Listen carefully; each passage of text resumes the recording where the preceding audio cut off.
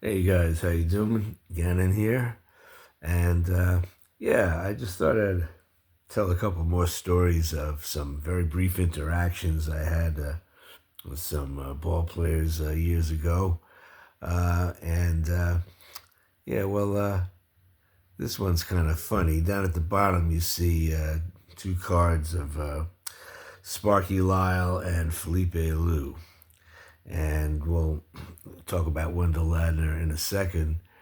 But yeah, this was the early 70s, must have been about 1973.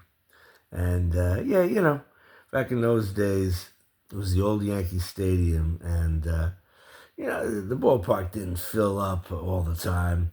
Be a lot of empty seats. The place was a cavernous place. And, so you get your ticket and, you'd sit back there for a while. And then as the game progressed, you could, saunter on down to the box seats and try to get a really close seat. And so me and my friends would do this, and sometimes we'd be told by an usher to go back to our seat where we originally sat. But then, as the game went along, the ushers kind of let you slide because it was obvious that nobody was going to be coming to sit in those seats at that point, and they were just relaxed about it. So it was one game, and yeah, I managed to get right down to the first row, in the box seats, sitting right on the field, and I'm to the right side of the Yankee dugout, which was on the first base side. So I'm between basically the Yankee dugout, or really maybe like right in line with first base. Yeah, that was it.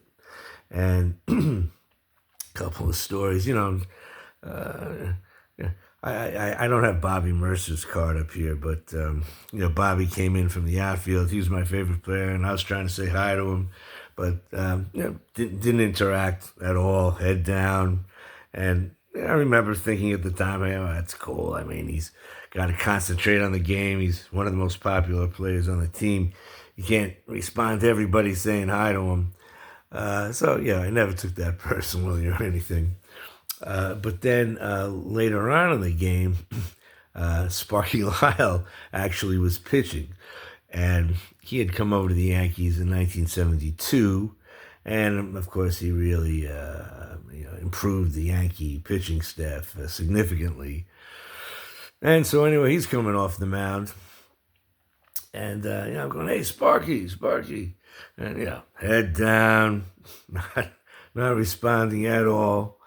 And then this really nice looking girl who was standing next to me, and she must have been in her early 20s. She goes, "Hi, Sparky." And not only does old Sparky look up, he gives her a big smile and says, "Hi." So that was a bit of an education for me as a young guy.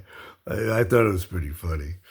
But yeah, later on in the game, though, Felipe Alou was coming in from the outfield, and I said, "Hey, Felipe, Felipe," and Felipe just looked up and gave me a really big smile and a wink, and it was really a very touching moment, and I hold a special place in my heart for Felipe to this day.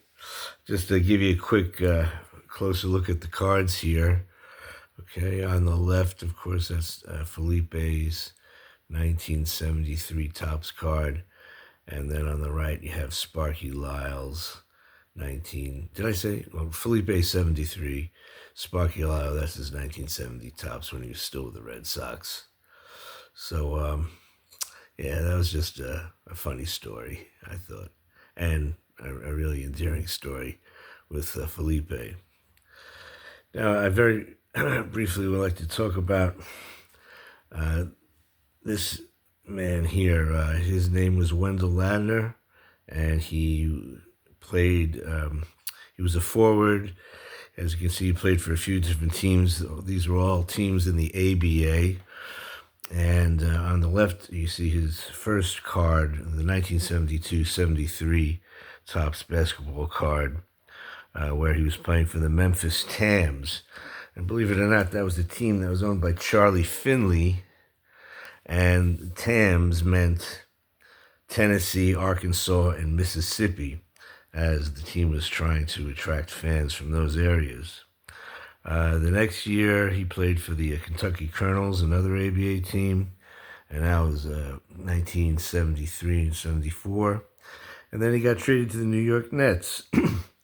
And that year, I remember my cousin, he had just gotten his license, and we drove. I don't know. It was he and I and maybe a couple other people.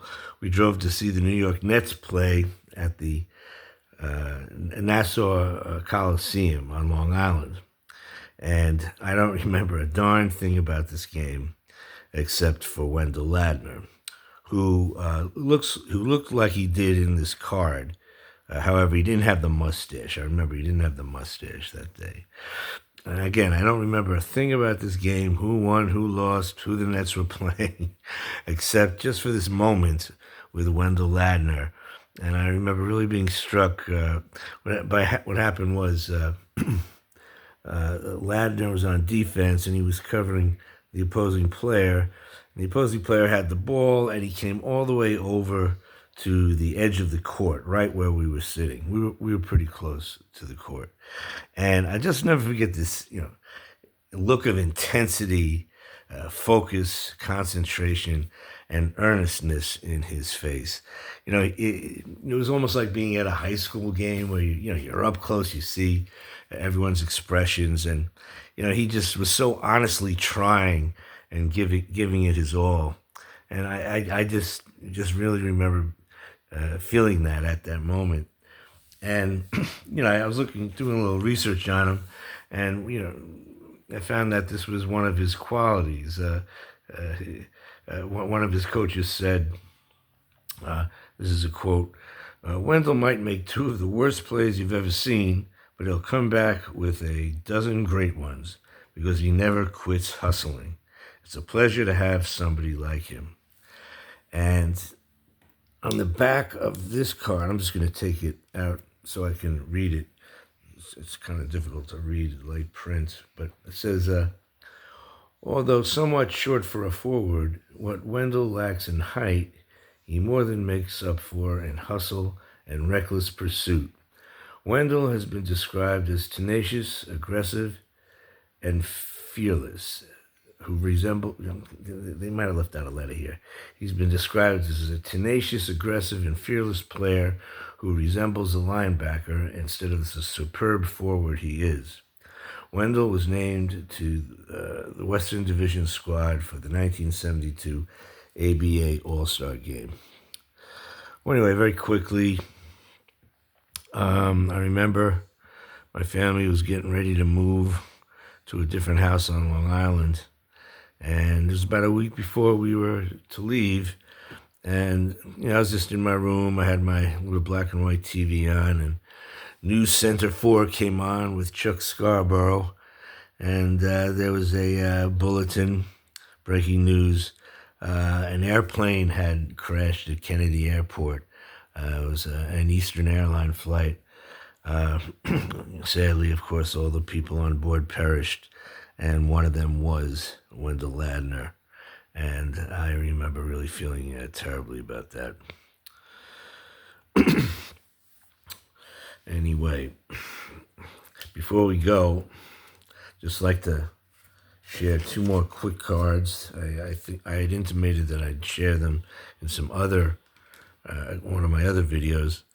On the left here, this is a 1958 Dutch gum card of Frank Sinatra, one of my favorite singers.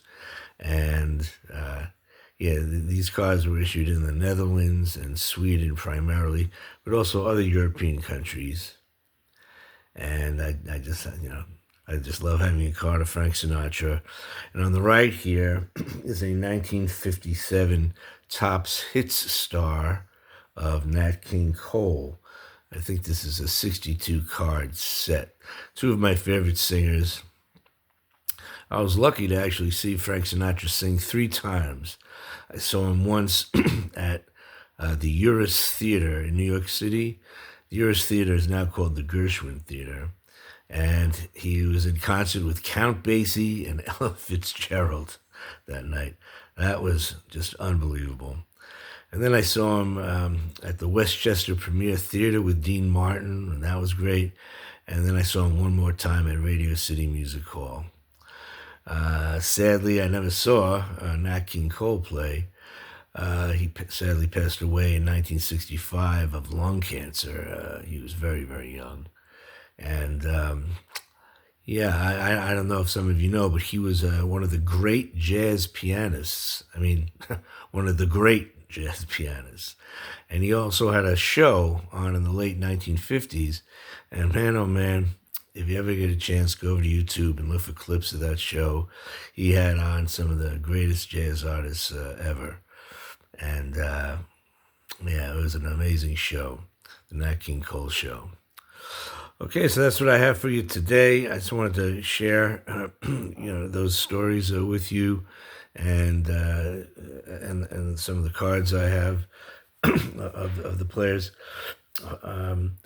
Okay, well, look, it's a beautiful day out there. At least here on Long Island, it's going to be around 70. But wherever you are, I hope you have a great day, and thanks for watching. Bye bye.